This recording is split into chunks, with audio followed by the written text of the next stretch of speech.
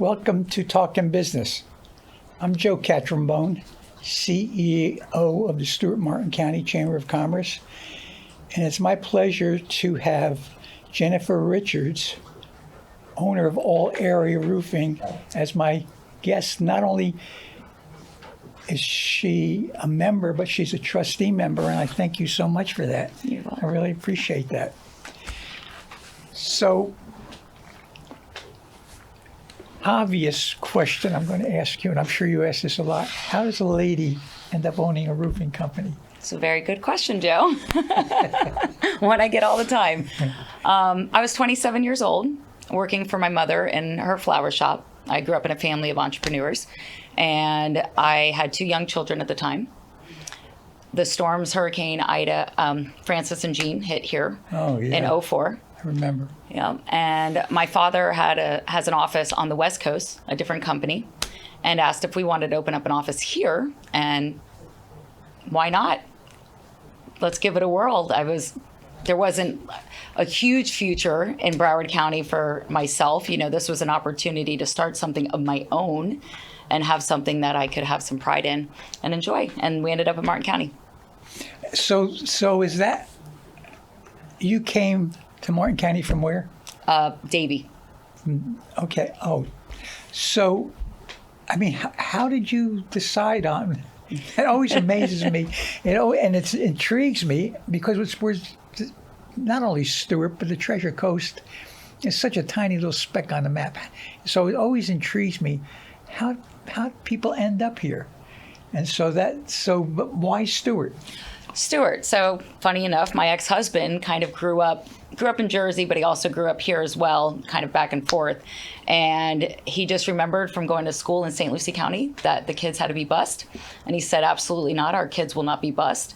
So we made it a point to find a house to live in Martin County. Well, it's really and interesting. I'm glad. Yeah. So I get a lot of, I can remember when I was 10 years old, my grandparents moved here, and I came and visited them, and I knew I was going to live in Martin County. So I get so much of that. It's intriguing. I mean, and it's such a great, obviously I'm prejudiced, but Me too. It's such a great, I wouldn't want to live anywhere else in the world. Neither would I. There's nowhere, if I had my choice, I would be, but right here. Agree. Where did you go to school? Actually, so coming from a family of entrepreneurs, I always had a desire to have a business of my own at some point. And so I just decided to stay working with my mother in the flower shop. And then this opportunity came along. I was taking community classes. It was community colleges back then. And ended up getting pregnant with my first child right after we got married. That was the end of school. That was, yeah. Yeah. So I am a high school graduate with some college credits and a roofing contractor That's license. Great. Not everybody needs a college education. No. That's for sure. My daughter might be following in my footsteps.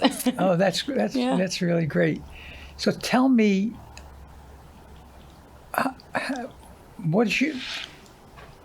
the most roofs that need repair are what? Shingle? Oh no, all of them, all the roofs. So tile roofs, flat roofs, shingle. Metal, you're not going to find as many repairs on, but you definitely have to repair metal, especially if it's a 5V roofing system where you see the screws on the roof. But any roofing system could need repairs at some point. Do they still do hot tar? Not as much. Okay. No. We used to have a kettle, we got rid of it. It's more of a liability. They've, technology and the products that they have nowadays are far surpassed that. So on a new construction, do you have contracts with builders where it's a builder, you have a contract when they build a new house, you go in and put a roof on? Or do you go out and solicit that type of work? So we do some work with some GCs locally. We've done like a fire station. We've done a pavilion out at the Jensen Beach Causeway. We've done work over at IRSC. We don't do a whole lot of new construction on the residential side. If we do, it's going to be more of a custom home builder We don't do any kind of tract homes or anything like that. So a lot of your work is commercial. It's both residential and commercial. It's not a whole lot of new construction on either side. It's like re-roofs, restoration. Would you recommend, if someone will ask you, would you recommend a slate roof? You don't see a lot of those around here. There's not much of a need for them. Okay. What's the typical roof material now? And Shingle and metals. so, Yeah. People are getting further away from tile, although you still see tons of tile going up. But just take a look at what happened with Hurricane Milton. They were like torpedoes flying off of the people's roofs and into other people's homes and into cars. And tile is their trajectory objects when a storm comes. If we could move away from that, that would be beneficial. And they have products now where you can have stone-coated metal that looks just like tile, or metal that looks just like tile. And a lot of the communities and the associations are allowing that now. yeah, I don't know. I think I live in Martin Downs, and I know that they have restrictions. I can't remember the last time I had a roof put on, but I had to. You might be due then. It could be. It's probably within the last 10 years. Okay. What's a roof last now? 20 years. Are they warranted or guaranteed for 20 years? Is a shingle or the material guaranteed? Obviously, the labor wouldn't be, but Well, it is, ironically. So we have a great roofing system. It's with GAF, and we're a master elite contractor. Only 2% in the industry can achieve this certification. You have to obviously use their whole complete roofing system in order to offer these warranties to the customers. And what the warranty gives them is 50 years peace of mind.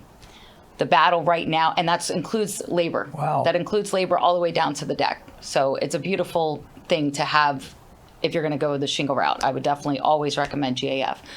I'm sorry, what was the question again? what was? Oh, the warranty and everything. Yeah. Metal, metal, it's unfortunately they kind of just do like a paint finish warranty. Now you can purchase extended warranties and have a water tightness warranty. What the biggest problem right now that we're finding is with the insurance industry. So even though this 50-year system, unlimited wind warranty, GAF, they will stand behind a storm. If the storm takes those shingles off, they will replace it, including the labor and the material and everything. That is the only shingle manufacturer I know that does that. Well, that's huge. So yeah, it's huge. It's great for homeowners associations like condos and townhomes and stuff, because then they know if a storm hit, they don't have to pay their deductible because it's covered by their warranty from that shingle manufacturer, GAF. What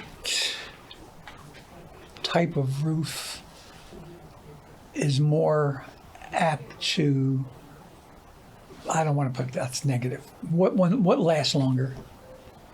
Metal will last longer. It will. It will last longer if it's installed properly. So, with a metal roof, it's with a shingle roof. You put down tar paper, right, or some sort of paper. A secondary water barrier, yes. And is that with metal too? Mm-hmm. So it's not just shingle. Not just shingle. That's our new code. Our code has been like that for a while. You know, with each storm that happens, codes change because they see how they can improve the system. What advice could you give to people who may be thinking about or need a new roof? What advice would you give to them? How would they go about it? Do they go out and get bids? Call your local chamber for a recommendation. And we do get. I know. I mean, it's what I'm finding now, Joe, is, and this happens almost after every single storm. So it'll happen every 4 or 5 years or so. We have an influx of roofers that have come in, whether they're young people that left a roofing company locally and went out and got their license and started a company, or whether they're storm chasers that came from another state. Our community is just inundated with them, and people don't know who to trust or who to turn to. And my best recommendation for them is ask a friend, ask their local chamber. Go on to Sunbiz, see when they started their business. See how long they've been in business. See if their business is out of their home. I'm not saying everybody that runs out of their home, I'm not saying they're bad people. I'm just saying, just kind of do your due diligence. What kind of company do you want to do business with? Do you want to know that they're going to be here 20 years from now, 10 years from now, that you can, if you have a warranty issue, that you can pick up the phone and call them? Too many horror stories that we get daily that the company went out of business, they won't answer their calls, they've had leaks, they won't come out. I mean, we hear that even about reputable companies in town too, but the majority is companies that went out of business. So how does one learn to be a roofer? Well, for me, it was family business, second generation. But is there? I thought Training. you mentioned training. Is there school? Is there an academy or a school or something that one can enroll in and learn from the ground up, so to speak? Not as much as I'd like there to be. I talked to Dr. Moore at IRSC last year or so, and he said, yeah, come in anytime and we'll talk about it. That's something that I'd like to see happen within our local college system, even with the trade schools. Project Lift, and I think there's through IRSC, and I think there's a couple others. They all focus on HVAC, mechanical, AC, things like that, and we don't have anything in the roofing sector. The National Roofing Contractors Association, they do offer training now. I could get an employee from them, a new hire from them, that they come out and train on site. So that's something new that they've started that we're very interested in. One day I might start my own school, Joe. Well, what great idea. Mm-hmm. You know that Indiantown has a trade school now. Yes. High school has a trade school. Have you talked to, that might be a place where It's a very good idea. It's a good suggestion. Yeah, I mean, because,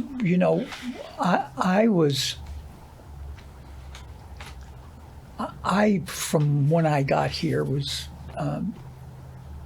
thought we should have some sort of trade training that we really didn't have here in Martin County. And Tom Warner was our state representative at the time, and I wanted to do some sort of a study to see if there was funding where we could start a trade school. And to make a long story short, I got Elmira Gainey at the time. She had just retired from the school system, and she was a county commissioner, and I got her interested, and we started this push for a trade school. So a lot of people don't know this. Clark Advanced Learning Center, are you familiar with them? Yes, I am. Okay. That was my brainchild. Oh, I did not know And that. so tongue-in-cheek, I say Clark Advanced Learning Center is a failure, because that's not what I envisioned. I envisioned a school that someone could learn to be a roofer, learn to be an electrician, learn to be a plumber, and it turned out to be a training ground for college students. 75 or 80% of the students that graduate from Clark go on to a university or to a college. So it failed for what it's what you envisioned. Yeah, I mean, I'm very proud of it. I'm still I'm chairman of the board, so I'm very proud of it. But it failed to provide what my envision was for it. Now, and I really haven't delved into it, but I think Indiantown is that thing that I thought we should have here and available for our students. I've talked to a couple of the board members. I have not talked to Dr. Moore about the possibility of and I actually I think it's a public school. It's controlled by the Martin County school system, but I think IRSC has a finger or a putting hand in there. In it. Yeah. So I mean, that's one of the things I really want to push for, and I intend to, especially now I've got one of the IRSC board members on our chamber board. So I have his ear, and he also agrees with me. And he obviously has a lot easier getting to sit down with Dr. Moore than I do, Not that I love him, Dr. Moore. He's a busy man. He's great, but he's what's really to me special about him, he's an entrepreneur. He thinks like an entrepreneur. And that's so important in his position. So Frank Labuti is on my board. You know Frank? Yeah, he told me he's working on getting me a sit down as well. Okay, yeah. Well, he had he's great. Dr. Purdue, Yeah. So Frank is going to help me to try and push for more training. Well, let's do this together. I'll be more than happy to. Yeah. We need it. It's very much needed. We do, because not everybody wants to go to college or should go to college or doesn't need. In today's world, welders are making $70, $80 an hour. People, you don't need to go to college. How about mechanics? I mean, you can't get someone to come to your house and look at your dishwasher. It's going to cost you $100 for a service call. So it's lucrative. It's just I'm not. Martin County, I think we have people have a different perspective. I don't think they think we have kids that go to trade schools. They probably think all our kids go off to MIT or places like that. So there's a definite need, but it is something I hope. Like I said, that's what my goal, my dream of Clark was going to be, was a trade school. And so I am trying to get more information on the Indiantown school and see what we could do to get. And if you want to work together, I would love to do that. Because I wouldn't have. You're in the industry. You're in the trades. I'm not. So you have a better knowledge of what's required, what should be presented, what should be offered, and that's I think would be my drawback, because I wouldn't know. I say, well, I want you to train electricians and plumbers. Where else? Where do I start? Or what else is there? What else? Right. And even for us, like, we started an apprenticeship program last year, and one of the 3 young guys that were there have stayed. He absolutely loves it. His father's a plumber. I'm like, why didn't you go into plumbing? Because I don't like it. I love roofing, which is great to hear. He loves going up on the roof in the hot sun, and you know what it is? The techs that work for me, they're very passionate about roofing because they know that they're doing people a good service. They know that they're protecting everything that matters on the inside to each and every homeowner. And, their children, their family, their grandparents, their parents. It's a lot. And there's a lot of sad stories that we come across daily, of older people getting taken advantage of. We have a big heart for that. We want to try to help as many people as we can, even if they aren't a customer. That's really nice. We have a really large number of our members, our businesses, who feel that way. It's really a nice place to live and to be and to be part of, and like I say, my job is to help people, help our businesses. But we get so many people that call for referrals, and what really is discouraging to me, because you brought it up when you said call the chamber. What's really discouraging to me is when I get a call from someone who's complaining about a business they're being taken advantage of, and they're not a chamber member. I can't help them. I have no leverage. If I were to call you, you're a member of the chamber, you're a trustee member. If I were to call you and tell you that one of your customers was having an issue, I got your ear, or I can sit down with you. But if I don't know you, if I have no contact with you, I can't help. So it really discourages me when I tell people, look, they're not chamber members. I'll call them, but I'm going to tell you my success rate in trying to get things like this settled is very low, because they're not obligated to the chamber. I have no pull with them or ability to, and I can't force our members, obviously, but I've never had to go to one of our chamber members and say that one of your people, your customers, has called me. They have a complaint. I've never run into a situation where we couldn't come to some sort of a settlement or an agreement. So, we live in a great community. yeah. Great community that gives back to where they live. I love it. Yeah.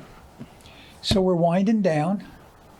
Is there anything that we missed that you'd like people to know about your business, about you, about anything? Well, I have 3 wonderful, amazing children. One who's in the Air Force. He's stationed over in Italy. Oh, and, nice. Yes, and he's about to be married in November, and I'm really excited about that. So I'm in the process of planning that with him and his fiance.